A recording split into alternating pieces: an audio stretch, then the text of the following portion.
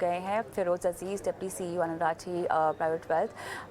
फिरोज़, आपका स्वागत है शो में। और आप आज एक बेहद ख़ास शख्स की फ़ाइनेंशियल प्लानिंग भी करेंगे जो कि हमारे साथ बस थोड़ी देर में जुड़ेंगे ही। और ऐसे में क्योंकि वो एक फ्रीलांसर है तो बहुत ज़रूरी होगा जानना कि उन्होंने कैसे अपने फाइनेंसेस को ऑर्गेनाइज रखा हुआ है, किस तरह के उनके लक्ष्य हैं और आगे वो ज़िंदगी में क्या करना चाहते हैं। लेकिन फिरोज़, जब तक वो हमारे साथ जुड़े तब तक आपके बहुत सारे क्लाइंट्स होते होंगे और अलग अलग व्यवसाय में होते होंगे, अलग अलग प्रोफेशंस में होते होंगे। ऐसे में जब आपका राब्ता किसी फ्रीलांसर के साथ होता है तो ऐसी कौन सी चिंता आपके जहन में आती है, बिना उनका पोर्टफोलियो जाने, बिना उनकी रणनीति जाने? ऐसे कौन से सवाल हैं जो आपके जहन में खुद आते हैं? डेफिनेटली दो सवाल आते हैं। एक तो करियर से जुड़ के सवाल आते हैं, दूसरे पर्सनल फाइनेंस के जुड़ जुड़ के भी सवाल आ सकते हैं। अगर मैं पहले पर्सनल फाइनेंस की बात करूं तो मेरे हिसाब से जब इनकंसिस्टेंट फ्रीलांसिंग की ये अच्छी चीज भी है और बुरी चीज भी है। अच्छी चीज ये है कि आपके पास वक्त होता है, ज्यादा वक्त होता है, आप 9 to 6 जॉब नहीं करते तो you have more time eight hand.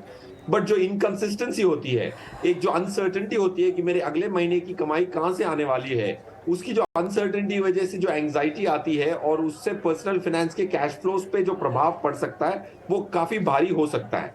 क्योंकि हर फ्रीलांसर की जिंदगी में ऐसा एक लल पीरियड जरूर आता है जैसे 3-4 महीने आपको काम ही नहीं मिले। तो ये हर फ्रीलांसर के दौर में आता ही आता है। मे बी किसी को 2 साल में एक बार ऐसा दौर आए, किसी को 5 साल में आए, बट आता है। So cash flow management becomes very critical. और सेकेंड चीज ये है कि उनकी जो रिस्क मिटिगेशन होती है, लाइफ की रिस्क, वो सब ज्यादा ज्यादा महत्वपूर्ण होती है। जैसे अगर आप कोई कंपनी में काम करते हैं तो जाहिर सी बात है थोड़ी हेल्थ इंश्योरेंस होती है, काफी कंपनियों में टर्म इंश्योरेंस भी होती है। और आपकी कुछ डिमाइस हो जाए या कुछ अनहोनी हो जाए वर्किंग लाइफ में, तो काफी कवरेज मिलती है, कंपनी से भी सहारा मिलता है, तो वो नहीं रहता है freelancer. So one is cash flow, second is contingency plan and third is risk cover. ये तीन चीजें पर्सनल फाइनेंस से फ्रीलांसर के लिए ज्यादा प्रिसीड करती हैं, unlike a conventional corporate employ.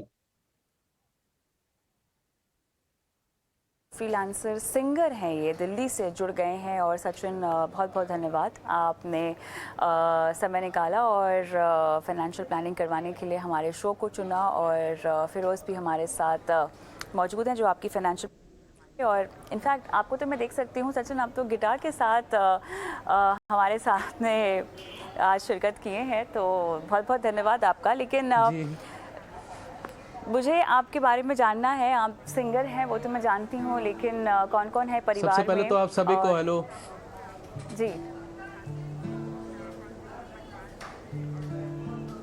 मैं, मेरे परिवार में मेरे मम्मी पापा हैं और मेरा एक बड़ा भाई है और मेरी एक छोटी बहन है।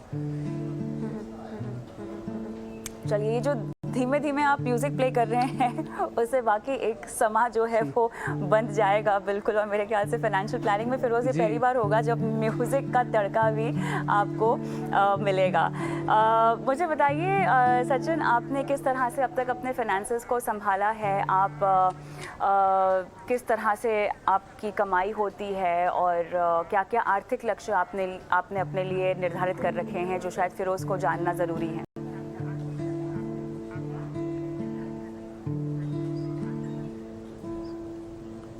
मैं एक फ्रीलांसर आर्टिस्ट हूँ। मैं मतलब लाइव शोज़ वगैरह करता हूँ जिससे मतलब मेरी अर्निंग हो जाती है। बाकी मैं मतलब काफ़ी समय से मतलब म्यूज़िक लाइन में हूँ, मुझे करीब 9 साल हो गया होगा। तो बस इसी में मतलब स्ट्रगल चल रहा है मेरा दिल्ली में, तो बस मेहनत करता रहता हूँ। इसी में लाइव शोज़ वगैरह से मेरी अर्निंग हो जाती है।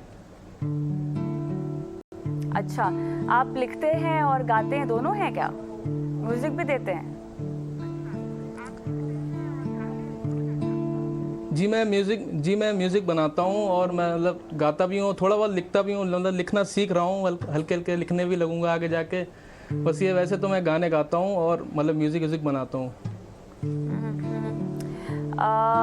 बहुत बढ़िया, आप लाइव शोज़ भी करते हैं। तो मुझे ये बताएं कि आप सालाना आपकी इनकम कितनी हो जाती होगी सचिन?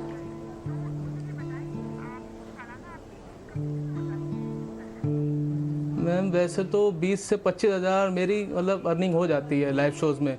अब वैसे तो मैं गिटार भी सिखाता हूँ, गिटार क्लासेस हैं, तो उससे मतलब अर्निंग कभी कभी ज़्यादा भी हो जाती है अगर बच्चे मिल जाएं मुझे सिखाने के लिए, तो उससे ये भी हो जाता है। बहुत बढ़िया। सचिन, फाइनेंशियल गोल्स क्या हैं आपके, क्या करना चाहते हैं आगे? अभी तो आप शायद 9 साल से, मेरे ख्याल से आपने कहा कि आप इसमें हैं, लेकिन आगे अब क्या करना है लाइफ में? जी, लाइफ में बस ये ड्रीम है कि एक अच्छा सिंगर बनना है, और मतलब आगे जाके मतलब मैं चाहता हूँ कि मेरा खुद का एक स्टूडियो हो जिसमें मतलब मैं अपने गाने बना सकूँ। क्योंकि मैं मतलब ऐसा होता है कि अगर मैं कहीं रिकॉर्डिंग करवाने जाऊँगा तो उसमें ज़्यादा पैसा लग जाता है, और ऐसा होता है कि मैं म्यूज़िक बना लेता हूँ, मैं क्यों ना मैं खुद का ही अपना एक स्टूडियो बनाऊँ जिससे मैं अपने खुद के गाने उसमें बनाऊँ, और तो उसमें ज़्यादा अच्छा रहेगा मेरे लिए। चलिए, बहुत बढ़िया। फिरोज़ भी मेरे साथ जिसके लिए जुड़े मुझे हैं, जो आप करीब आगे जाके जी 10 से जी 15 लाख की ज़रूरत भी पड़ेगी, ऐसा भी होगा। ऑलराइट, फिरोज़ हमारे साथ जुड़े हुए हैं। फिरोज़, आपने कोई सवाल पूछना है सचिन को? तो सचिन, आपकी जो एक्सपेंडिचर्स हैं वो आपके कोई डिपेंडेंट्स हैं या आपके पेरेंट्स रिटायर्ड हैं या उनका भी सपोर्ट करना पड़ता है आपको, क्या आलम है कर?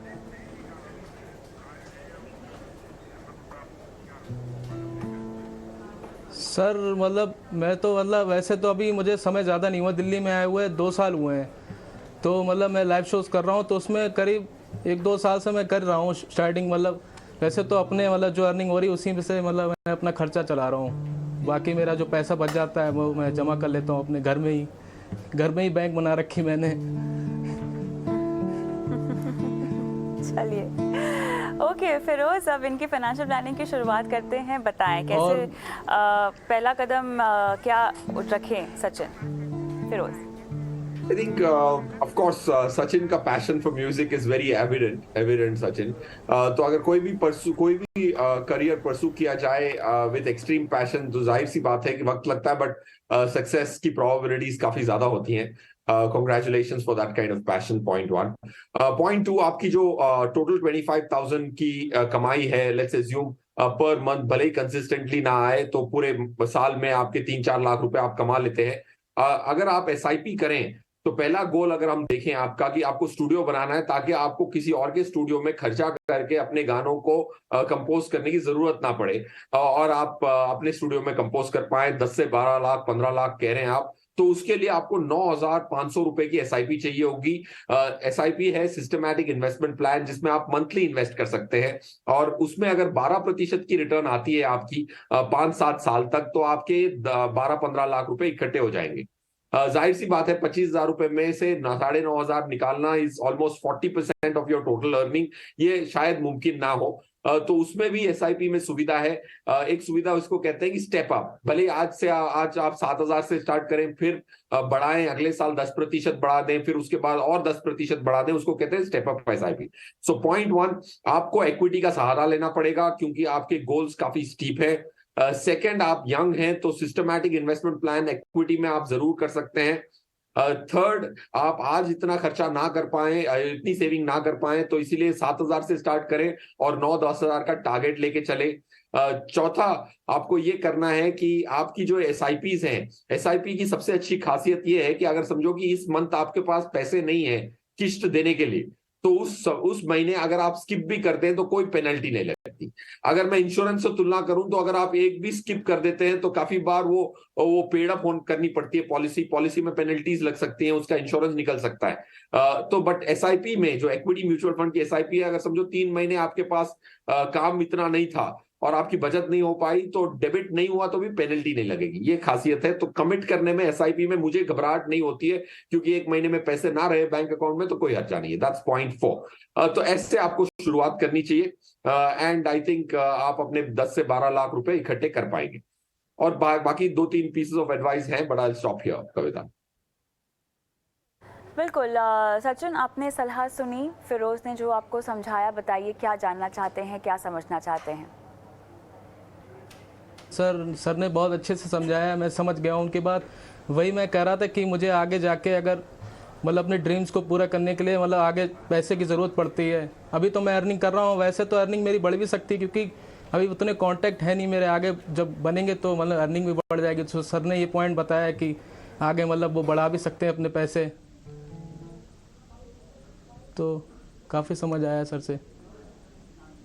वंडरफुल। कि सलाह का अगला पड़ाव यस। कविता जी, अगली चीज आपको जो अब एसआईपीस करनी है, देखो 380 इक्विटी म्यूचुअल फंड है जिसमें एक्टिव फंड मैनेजमेंट होती है, जिसमें फंड मैनेजर खरीदता बेचता है, अपना दिमाग लगाता है, रिसर्च का प्रयोग करता है। 380 है, उसमें से आपको अपने पैसे 8-10 में डालने हैं। हम आनंद राठी में एक मॉडल, मैथमेटिकल मॉडल फॉलो करते हैं जिसमें 4-5 डायरेक्शन से हम एक फंड को देखते हैं। तो संभावना ये होती है कि वो जो बास्केट ऑफ फंड्स हैं वो निफ्टी को 2-3% से बीट कर पाए। सचिन, आप थोड़े नए होंगे इन्वेस्टमेंट वर्ल्ड में, तो निफ्टी समझा देता हूं। निफ्टी एक ऐसा एक प्लेटर है, जैसे आप रेस्टोरेंट में जाके प्लेटर जी ऑर्डर सर। करते हैं जिसमें हर जी चीजें, सर। काफी छोटी छोटी चीजें होती हैं। कंपनियों के एक प्लेटर को निफ्टी कहते हैं, और उससे 2-3% ज्यादा मिलने की संभावना है। ये फंड आप लिख सकते हैं, आप बाद में शो को रिवाइंड करके भी देख सकते हैं। Franklin India blue chip fund, HDFC flexi cap fund, quant active fund, Kotak equity emerging equities, ICICI focused equity, HDFC small cap, SBI Contra and ICICI dividend yield. ये मैंने आपको 8 फंड बताए हैं 8,000 रुपए के लिए। भले आपके पास आज 7,000 रुपए हो, 6,000 हो, तो 6 से शुरुआत कर लें।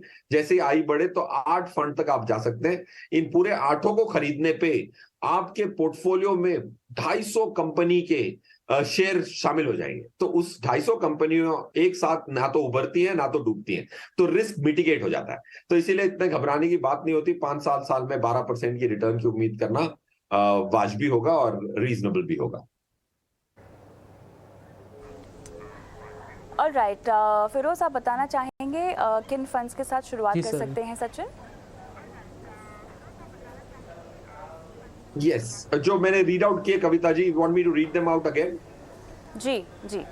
फ्रैंकलिन इंडिया ब्लू चिप एक लार्ज कैप फंड है जो बड़ी कंपनियों में पैसा लगाता है। HDFC flexi cap, flexi cap का मतलब छोटी कंपनियों में भी लगाता है, बड़ी कंपनी सी कैप, वो एक सेकंड स्कीम होगा। तीसरा है क्वांट एक्टिव। क्वांट एक्टिव एक बहुत अनोखी फंड मैनेजमेंट करता है जिसमें लिक्विडिटी, फंडामेंटल्स, रिस्क सबका मिश्रण लेके पोर्टफोलियो क्रिएट करते हैं, वो है quant active. Kotak emerging equity, Pankaj Tibrewal एक फंड मैनेजर हैं जिनकी छोटे बिजनेसेस की परख बहुत अच्छी है, वो एक चौथा फंड हो गया। आईसीआईसीआई फोकस्ड इक्विटी, जिसमें कम स्टॉक्स होते हैं इसीलिए उसको फोकस्ड नाम दिया गया है, 30 स्टॉक से ज्यादा कभी नहीं होते उसमें, तो वो एक अच्छा फंड है। आप फिर एचडीएफसी स्मॉल कैप, चिराग सेतलवाड़ इसके फंड मैनेजर है, बहुत बड़ा फंड है बट फिर भी बखूबी इन्होंने बहुत अच्छी तरह से मैनेज किया है चिराग सेतलवाड़ ने। एसबीआई कॉन्ट्रा एक कॉन्ट्रेरियन है, भेड़ चाल से परे अपनी पोर्टफोलियो की क्रिएशन करता है, दिनेश फंड मैनेजर है वो उस फंड के। आईसीआईसीआई प्रू डिविडेंड यील्ड, जिसमें पीएसयू कंपनीज के स्टॉक्स काफी सारे मौजूद हैं जिसमें अच्छी खासी डिविडेंड आती है, और म्यूचुअल फंड में डिविडेंड आने पे टैक्स एफिशिएंसी भी मिलती है। तो ये 8 स्कीम्स के आप पोर्टफोलियो जरूर शामिल कर सकते हैं, और 1,000 रुपए पर स्कीम में आप अपना निवेश कर सकते हैं। बट इसमें एक चीज जरूर याद रखिएगा सचिन जी, बहुत ज्यादा प्रॉफिट नहीं होगा, बहुत बोरिंग से इंस्ट्रूमेंट होंगे। 5-7 साल बाद देखेंगे तो 12-15% पर एनम आने की उम्मीद है, जिससे आपका लक्ष्य पूरा हो सकता है। बट स्टॉक्स जैसा इंटरेस्टिंग पोर्टफोलियो नहीं होगा, boring, consistent, low risk portfolio बनता है म्यूचुअल फंड से। तो उम्मीदें करेक्ट रखना जरूरी है, वरना मायूसी होगी आगे चलते हुए। इसीलिए I am trying to make sure that your expectations are reasonable. Sachin, जितने से हो सके उतने से आपको शुरुआत करनी है और आगे अपने निवेश को बढ़ाना है। मेरे ख्याल से ये एक बहुत ज़रूरी बात है जो आपको ध्यान में रखनी है। और अच्छी बात यह है कि आपने अपने सपने जो हैं वो बुन लिए हैं, बस उन पर कैसे अमल करना है, कैसे अपने रास्तों को, अपने सपनों को पाने के लिए आपको आगे बढ़ना है, इसका रास्ता हमने आपको दिखाया। कुछ पूछना चाहेंगे और फिरोज से? जी मैं बस मेरा यही क्वेश्चन था जो सर ने मतलब क्लियर कर दिया अच्छे से, और मुझे बहुत अच्छा लगा सर इतना अच्छे से समझा रहे हैं चीज़ को। तो मेरा ये क्वेश्चन था, रिस्क वाला क्वेश्चन था, जो सर ने मतलब समझा दिया इसमें रिस्क नहीं है। और जो बहुत सी कंपनियां होती हैं उसमें कोई भी कंपनी मतलब नहीं गिर सकती, एक आध गिर जाएगी तो उसमें कुछ वो नहीं है। सर ने समझाया तो बहुत अच्छे समझ में आया। चलिए सचिन जी के लिए मेरे पास भी एक सलाह है कविता जी। जी जी।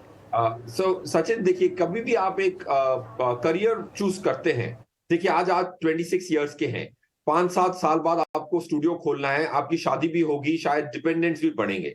तो जब भी आपके पास वक्त मिले तो एक हमेशा एक प्लान बी करियर, जैसे म्यूचुअल फंड में भी आपने रिस्क की बात की, तो वैसे ही रिस्क मिटिगेशन लाइफ में जरूरी है। Of course this is a life principal which I have followed. जैसे मुझे फिनेंस में जाना था, बट मैंने पैरेलल करियर बैकअप के लिए रखा था टीचिंग का। तो वैसे ही आपको एक दूसरा करियर भी हमेशा बैकअप के लिए, जैसे आपने बीकॉम की है तो एमकॉम की करस्पॉन्डेंस में पढ़ाई करना मेरे हिसाब से मुनासिब है। जैसे डिपेंडेंट्स बढ़ते हैं तो प्रेशर बढ़ता है और आपकी म्यूजिक पे प्रदर्शन पे असर पड़ सकता है, क्योंकि एंजाइटी होती है। तो always have a plan B, and वक्त जो आपको एक्स्ट्रा मिले उसमें म्यूजिक तो परसू करें ही करें। I am not discouraging you from music, but always keep a plan B is a good option, ताकि आप म्यूजिक पे फोकस कर पाए और मन में भय ना हो जब आप अपने फैमिली को आगे बढ़ाएं।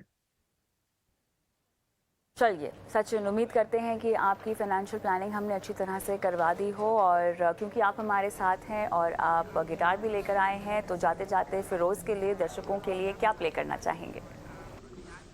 जी हाँ।